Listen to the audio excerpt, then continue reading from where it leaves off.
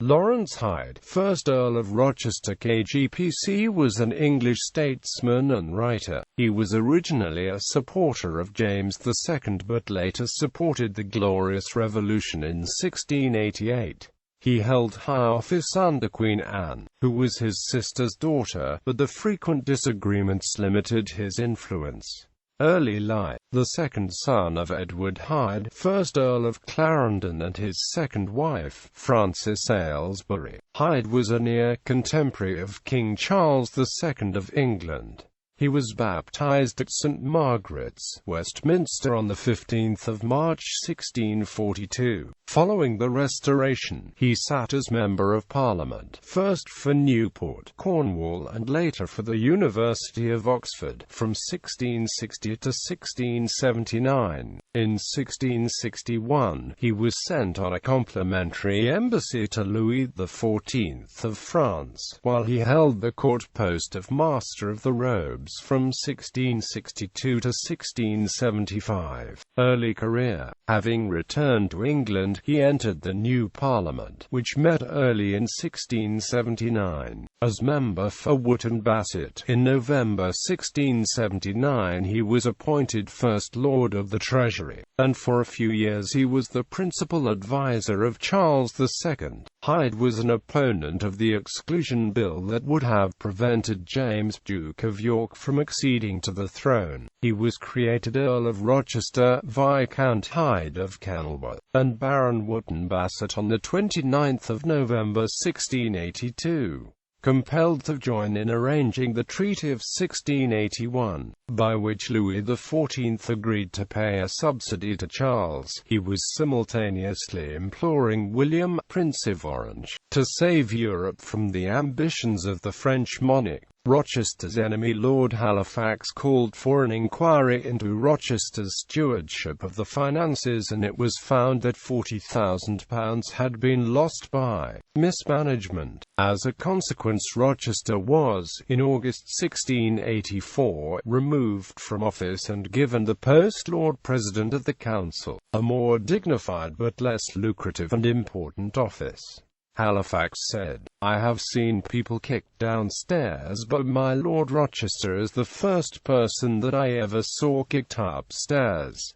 Reign of James II. Although appointed Lord Lieutenant of Ireland, Rochester did not take up this position. He was still President of the Council when James II became king in February 1685, and he was at once appointed to the important office of Lord Treasurer. But in spite of the family relationship and the long friendship, James and his treasurer did not agree. The king wished to surround himself with Roman Catholic advisers. The Earl, on the other hand, looked with alarm on his master's leanings to that form of faith. In 1686, James tried to convert Rochester to Catholicism, and every audience Rochester had with the king was spent in arguments over the authority of the Church and the worship of images.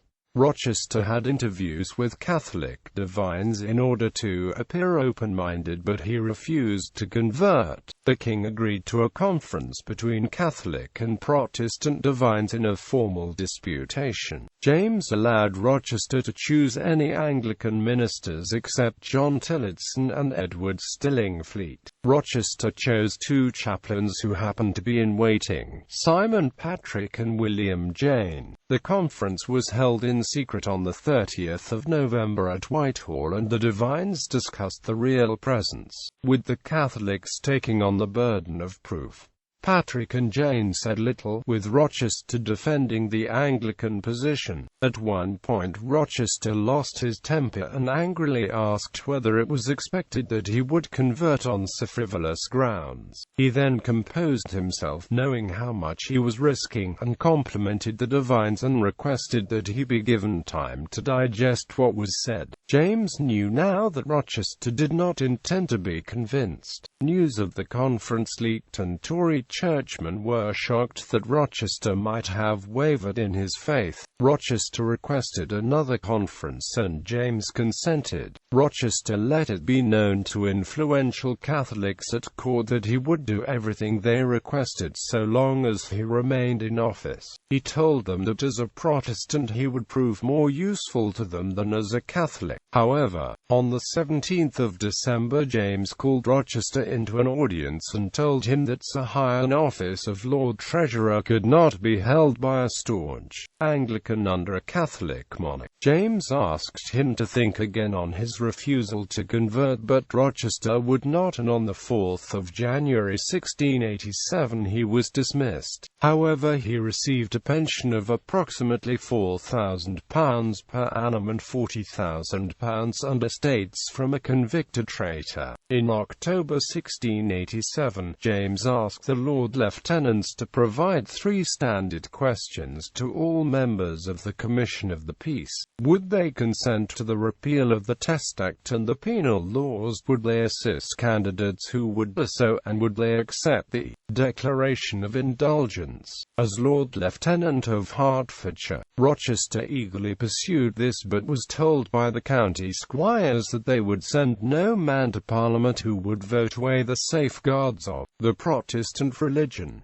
Glorious Revolution. On the 5th of November 1688, William, Prince of Orange, landed at Torbay. Rochester was a leading voice for the calling of a free and legal parliament and that negotiations should be opened with William. James replied to this petition that he wished for a free parliament but would only call one after William had left England, declaring that so long as he was present a free parliament was impossible as William could command nearly 100 votes. At the Council of Lords held by James, Rochester defended the petition and declared that he saw no hope for king and country except through Parliament. He added that negotiations should be opened with William. Rochester opposed the election of William and Mary as king and queen, raising his voice for the establishment of a regency on behalf of the exiled James. But he soon reconciled himself to the new order, perhaps because he could not retain his pension unless he took the oaths of allegiance.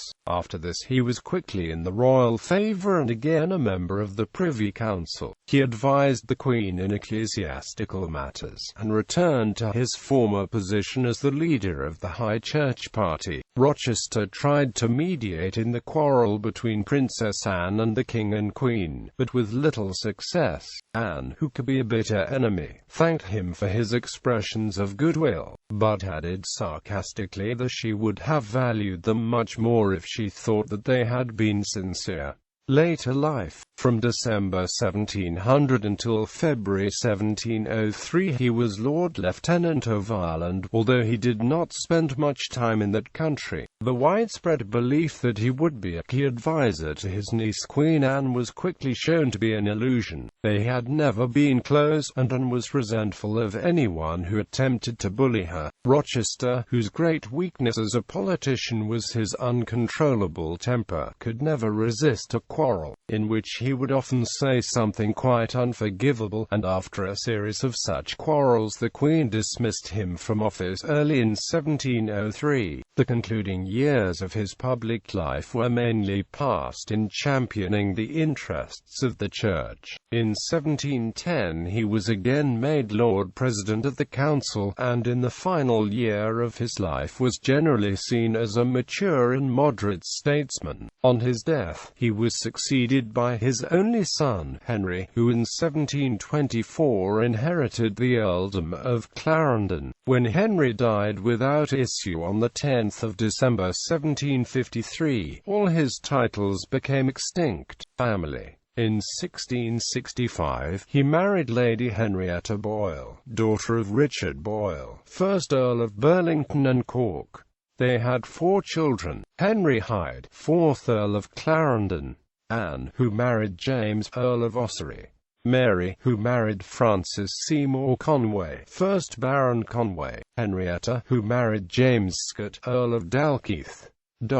Laurence was an affectionate father, and Countess of Ossory was his favourite child, and her early death in 1685 following a miscarriage was a blow from which some thought he never fully recovered. Anne was noted for wit and charm, as was her younger sister Henrietta, Countess of Dalkeith. John Evelyn called Henrietta the wittiest of her sex. Other friends said that she retained the charm of youth even when she was well over 50. When his father was impeached in 1667, Laurence joined his elder brother, Henry Hyde, 2nd Earl of Clarendon, in defending him in Parliament. But the fall of Clarendon did not injuriously affect the fortunes of his sons. They were united with the royal family through the marriage of the sister, and with the future King James II, making her Duchess of York. In 1676, Laurence Hyde was sent as ambassador to Poland. He then travelled to Vienna, whence he proceeded to Nijmegen to take part in the Peace Congress as one of the English representatives. Styles of address, 1642 to 1660. Mr. Laurence Hyde.